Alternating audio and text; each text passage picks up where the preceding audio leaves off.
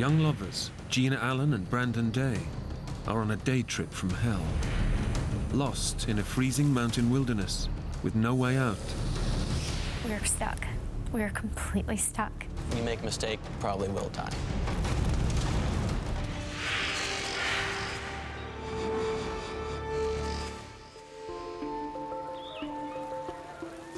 No, Mom, of course, I will. We met in the spring of 2006. Within a couple of weeks, went on our first date. And a few days later, he asked me to go with him to California. I had qualified to go to a national sales convention. I'm a financial advisor. I was allowed to bring a guest with me and thought it'd be a really good time and invited her out with me. At the end of the convention, Brandon and Gina head out on a day trip to a nearby beauty spot. The couple dress light. I'm gonna leave my purse here, so maybe you could take these for me? His pockets full, Brandon leaves his mobile behind. We were only going to be gone a couple hours, or I guess so we thought. Among the most rugged wilderness regions in the US, Mount San Jacinto is the second highest peak in Southern California. With no access road, the only way up or down is by cable car. And while temperatures can hit the 80s and 90s on the desert floor during May, the summit is still dusted with snow. It was totally perfect. And I guess you just think, you don't have a care in the world at that point. What? What is it? You hear that? Sounds like a waterfall. Unused to this kind of environment, the city dwellers from Dallas, Texas, don't realize that the mountain is playing acoustic tricks on them. While the sound of the waterfall seems nearby, it is actually rebounding off the hard rock walls and echoing around the mountain. We eventually did find the waterfall, which was not impressive. We took some pictures, which didn't turn out very well, and then decided to turn back. Gina and Brandon have 20 minutes to meet their tour party at the cable car station, but going back the way they came is not easy. We could hear voices, but we couldn't really match up with them. Meanwhile, the rest of the tour party has descended without Brandon and Gina. Despite Brandon's determination to find the mountain station, the dense pine forests and steep rock faces block their path. And so at that point, we decided, okay, we have to start yelling for help. Hello? We're too short. Must have taken a taxi back. The most immediate danger for Brandon and Gina is hypothermia. Lightly dressed, they're at the mercy of the plunging mountain temperatures, which can drop well below zero at night.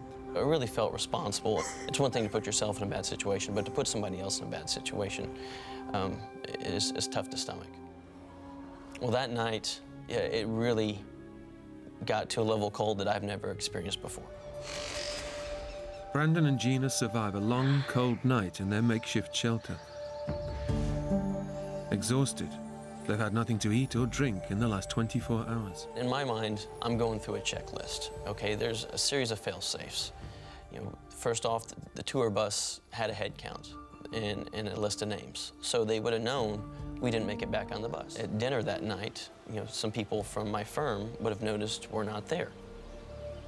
Unfortunately, the fail-safes have not triggered a search. With the convention winding down, Brandon's work colleagues have not noticed their absence. Brandon and Gina climb further up the mountain, thinking they need to go higher to reach the cable car station. They're in for a shock. Oh my God. There's no sign of the station. Gina and Brandon now realize they've crossed to a different ridge of the mountain. See that creek? The creek running there? We made the decision that we're gonna try and walk our way out of here. We're going to try and follow the mountain river, and it has to lead out somewhere. What Gina and Brandon don't realize is that between them and the river is some of the most treacherous terrain the mountain has to offer. We slid on our butts, I guess, with one leg straight out in front of us, the other leg bent up. You know, if we make a mistake, we're either dead or we're hurt to the point to where we probably will die. The mountain is too steep and treacherous to climb back up. Brandon and Gina are now committed to sliding down the rest of the rock face. 4 or 5 o'clock, we finally make it to the bottom. Under normal circumstances, Getting wet would be an inconvenience, but with night approaching in the cold mountain environment, it could spell disaster for Brandon and Gina. Instantly, I'm soaked, from the thighs down.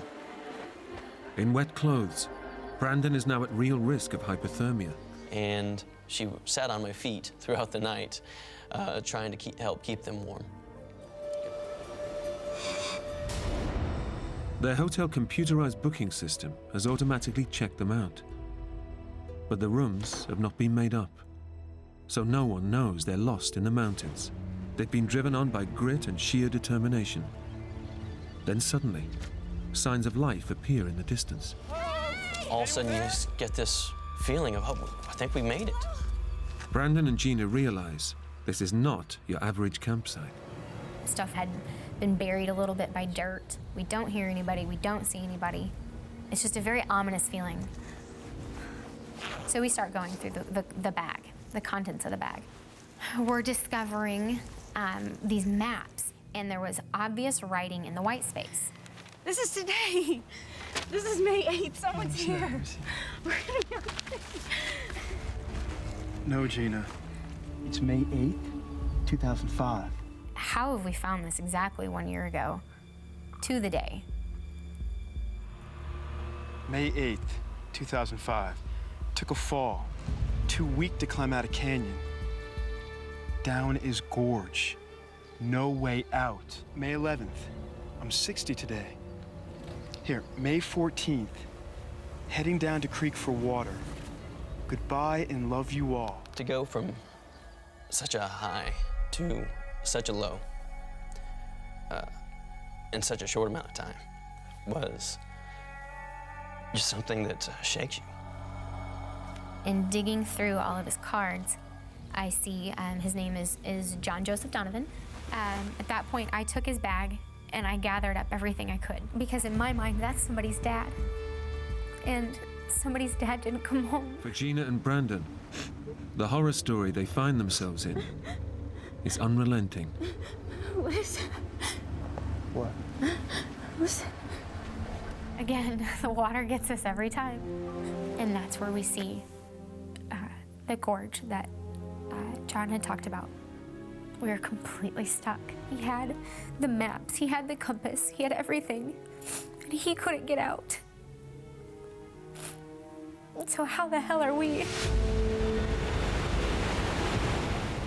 But the missing hiker, John Donovan, has left Brandon and Gina a lifeline. When I was gathering water from this pool, I did notice something out of the ordinary, something that didn't seem right. I think really maybe part of me knew what it was, but the other part of me didn't want to know, at least not at that point in time. That's when I made the decision, I'm gonna light the whole place on fire. And it took much faster than I anticipated.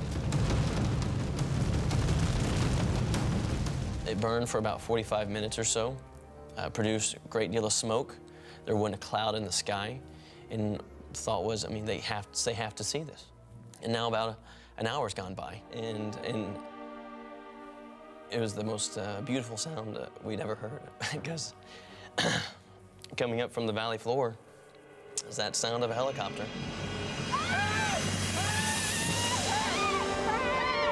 I think we both would have cried if we had tears, but we're both so dehydrated, we didn't have enough moisture in our body to come up with tears. But, you know,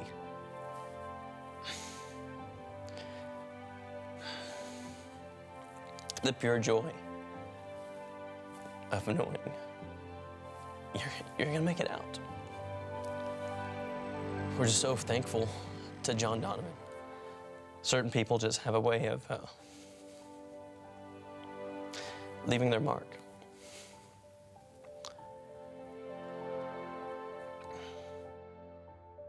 John Donovan's remains were recovered 3 weeks later. The Navy veteran was buried with full military honors.